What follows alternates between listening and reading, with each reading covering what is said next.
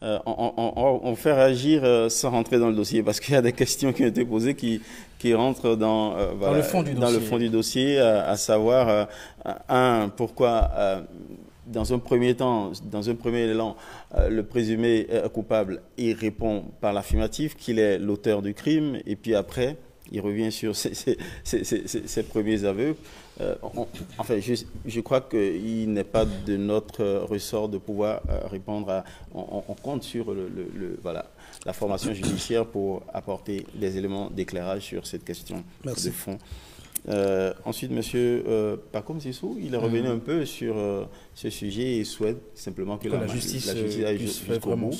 Ça fait 15 ans que ça dure. Alors, j'avais évoqué, on avait été en train d'analyser un certain nombre de faits troublants, de pièces à conviction qui auraient pu, dont certaines ont été manipulées, comme le téléphone. C'est créé par des officiers qui ne sont pas partis, qui ne font pas partie de la commission d'enquête. Et on se demande quel mandat, par exemple, le chef de la garde présidentielle a reçu pour aller subtiliser ou retrouver le téléphone, garder le téléphone de la victime par devers lui. Mais il y a également la voiture de la victime.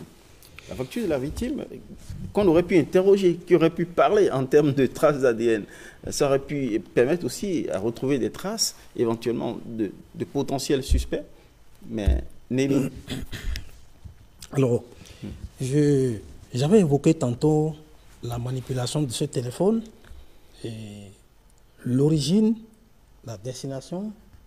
Et est-ce que ce téléphone a été finalement mis à la disposition donc des enquêteurs? Moi, je n'en sais rien. Je m'interroge. Mais vous avez évoqué le deuxième problème, le deuxième aspect assez important, c'est la voiture. De la victime. La voiture de la victime, il n'y a pas autre chose à faire que d'inviter la police scientifique et technique pour faire les prélèvements d'empreintes. Et chaque individu a son empreinte. Il n'y a pas de confusion dans la vie. Même les jumeaux n'ont pas les mêmes empreintes.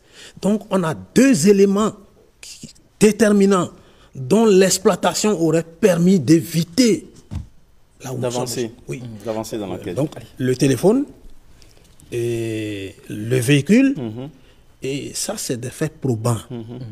Leur exploitation vont convaincre nécessairement. Ce sont des pièces clés. Voilà. Et à côté de ça, on aura maintenant les auditions. Et puis, on va revenir sur les auditions, parce qu'il y a eu aussi des bizarreries. On va prendre aussi la réaction de M. Attadé sur...